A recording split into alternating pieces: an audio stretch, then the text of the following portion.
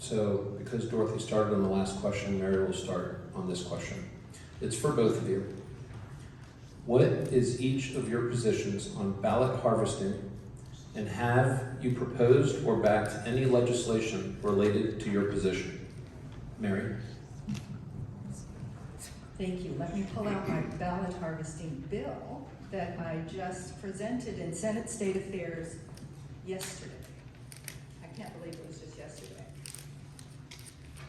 This bill was not passed out of committee because the room was full of very angry Democrats that had come from the Boise area to complain that it was voter suppression, that they have to have ballot harvesting in order to be able to vote well.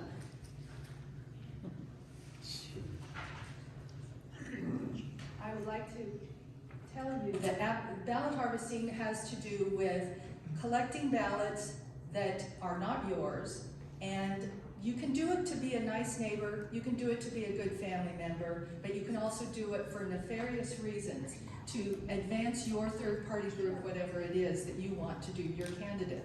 And so when I presented this bill, it was a voter ID bill and this ballot harvesting bill yesterday, and this was part of my opening statement in the committee.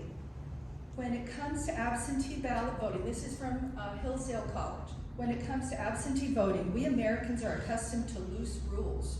We are often shocked to learn that 35 out of 47 European countries, including France, Italy, Norway, Sweden, don't allow absentee voting for citizens living in the country. Denmark, another 10 European countries, including England, Ireland, Denmark, Portugal, and Spain, allow absentee voting, but require voters to show up in person, no drop boxes, and present photo ID to pick up their absentee ballots.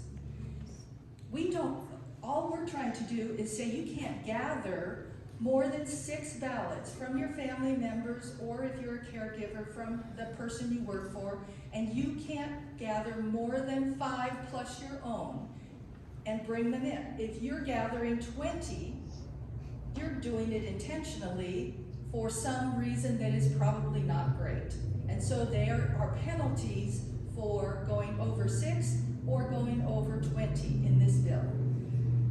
I think what we're going to have to do when I'm in the Secretary of State's office, and I collaborate with others in the Senate and the House all the time, so I have a really good working relationship, as you can see by just the list of the bills, the elections that I've gotten through, and the list of other bills is even more.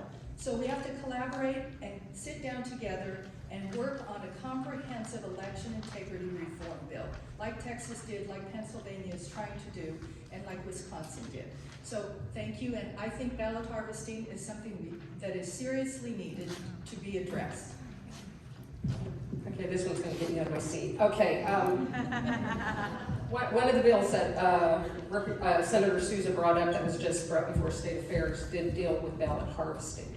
And what this bill did is that it allows for a government agency to go into a nursing home and help them get their ballots from them. That's called ballot harvesting. This is government-sponsored ballot harvesting. So the conditions were that the clerk could train a volunteer to go in to a nursing home and help them fill out their ballot and bring it in.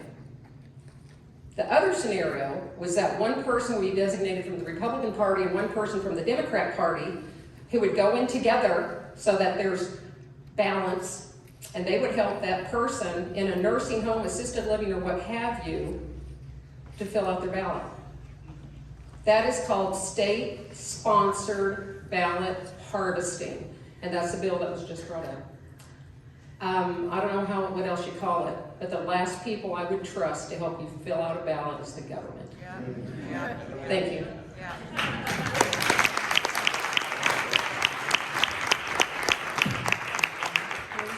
Bruce, because she called out something specifically, could I answer that, please? Yes. 1 minute. Thank you. This was not government-controlled ballot harvesting. It's called granny gardening. It's helping people in assisted living and nursing homes.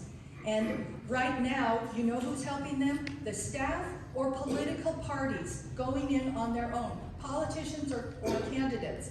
It is considered to be one of the most vulnerable populations across the country, and it's being misused. And they're putting in, across the country, they're putting in regulations like we proposed that didn't get any chance. In Wisconsin, their investigation of the 2020 elections just came out last week, and 95% of the people in nursing homes in 5 of their major counties voted. Nursing homes where they had documented that many of these people were dementia or guardianship people who cannot legally vote. They voted because those ballots were being taken away by people who should not have been able to have access. Dorothy, in the spirit of fairness, you're entitled to 1 minute to rebut as well if you'd like. Thank you. You know, when you look at the election law, you know, usually you would have a family member who would be in there with you, a family member that would be in with you to help you with your ballot. If they are not cognizant of what's even on that ballot, I don't know, should they be voting? You know, so I guess that's the real question here. So the fact of having government, who's in the administration at the time that these folks go in there? When you have a volunteer appointed by a clerk, if it's a Democrat clerk, who are they going to send in? Yeah. If it's a Republican clerk, who are they going to send in? And a lot of the Republican clerks could still be a Democrat volunteer. So the thing is, I mean, seriously, your loved ones should be the ones that are helping you. It shouldn't be the government. It shouldn't be, they shouldn't be want the Democrats flood in there and, or whoever to help you with your ballot. But if they are not cognizant, then that's the problem. Yep. Thank you.